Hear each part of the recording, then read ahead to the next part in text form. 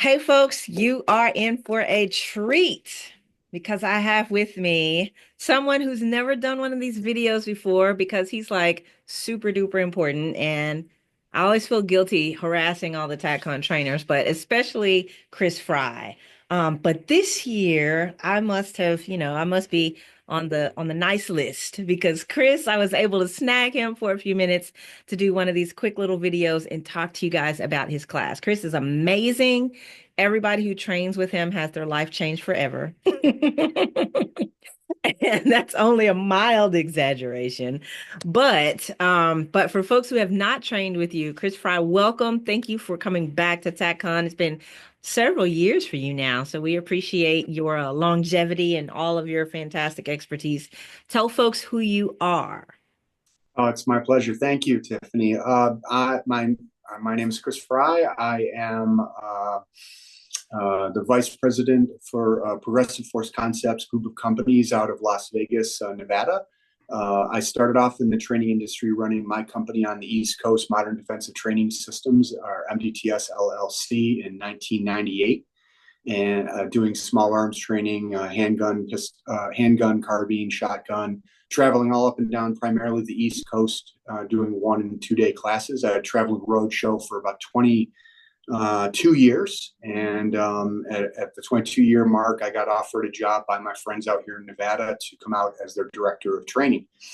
And so my wife and I decided we could retire in New York with all the different, laws and things going on, or we could, come out to sunny, as you can see behind me, beautiful Las Vegas, and enjoy the rest of our lives out here. So we made the move. It was a big move, but it's worked out great. And now I oversee approximately 8 companies for Progressive Force Concepts, from federal contracting to our executive protection wing, our training division. We have a 81-acre range south of Las Vegas, with 5 different ranges, shoot houses, and different things. And we have a gear store, a CrossFit gym. It's a bunch of different stuff that I'm responsible for. And on the side, I do Brazilian Jiu-Jitsu a couple times a week. I've been doing that for 30 years or so, and shooting when I can. I get out and teach still for PFC, probably now a lot less than I did before, but about once a month I'm on the range, primarily teaching red dot now. So that's the quick version. That's the short version, everybody. One Yeah. of the cool things about Chris is that he really is, like they say kind of jack of all trades, master of none, but Chris is actually a master of all. Like he does so much stuff and he doesn't just dabble. Everything that he does, he's expert level at, which is really cool and rare. And the reason why you are able to come to TACCON and teach, I think at least for the last several years, you've been teaching our knife block, our edge weapons block, and change it up a little bit every year. But this year you're doing, let's see, it's called Counter Knife Clinic. Tell us about that class. So for the last couple of years, like you said, we've done folding knife stuff, and learning about the folding knife, tactical folding knife, how to deploy it, how to carry it, how to deploy it in fight, and then a little bit of application in our, I think, 2 or 3 hour block that we present.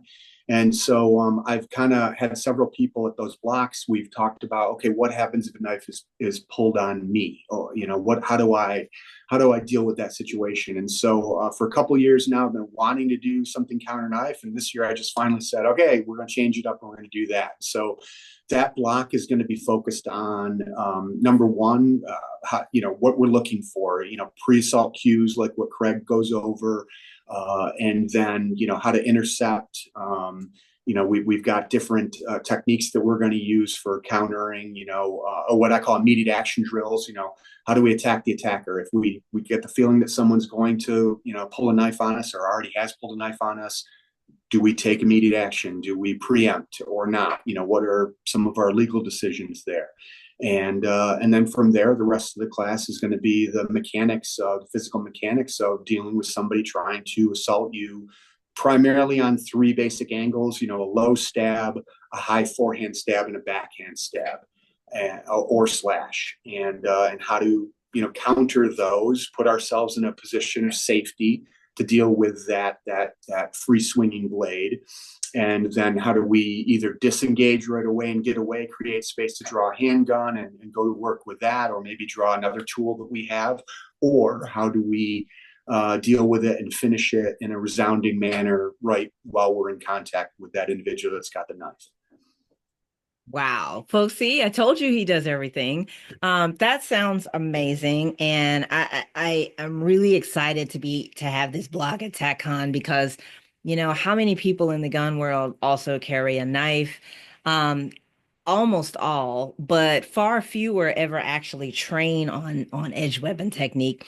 And far fewer still ever train on how to defend against a knife attack, which I don't know, maybe you can tell me. I would guess is probably a higher likelihood than ever having to actually, use your knife in an offensive manner. So I don't know, but I just feel like it's a really, really amazing topic and timely and relevant and useful. So thanks so much for bringing this to tack on.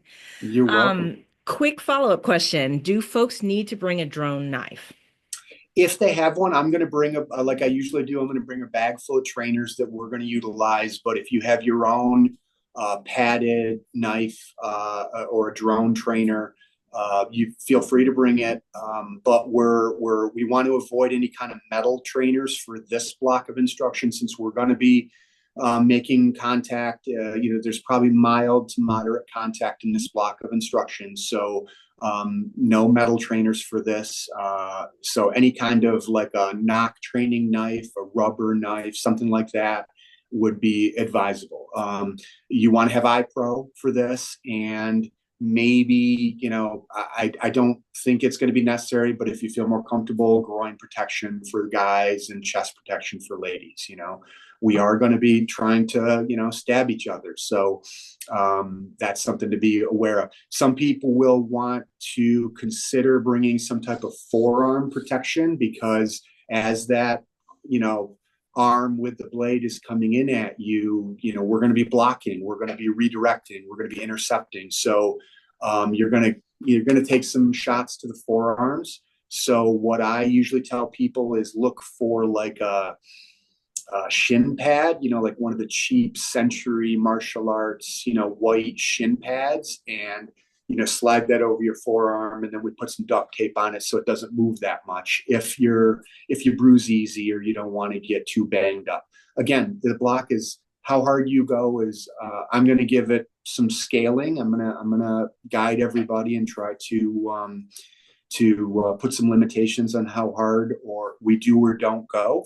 So we'll keep it in a nice controlled manner, but you can't always, predict what your training partner is going to do. So better safe than sorry. Have some protection. Have some protective equipment with you.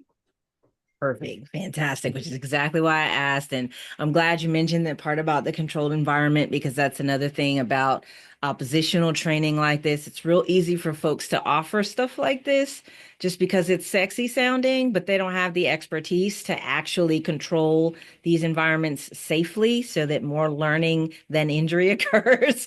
Yeah. So that's the benefit, one of the many benefits that you all have, folks, in training with Chris Fry. And it's a fantastic opportunity at TACCon. Don't miss it.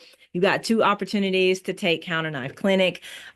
Chris, thank you so much. It's such a pleasure to talk to you and get caught up. And I'm looking forward to seeing you in Dallas, my friend. Appreciate it. Same here. We'll see you in March. Look forward to meeting everybody.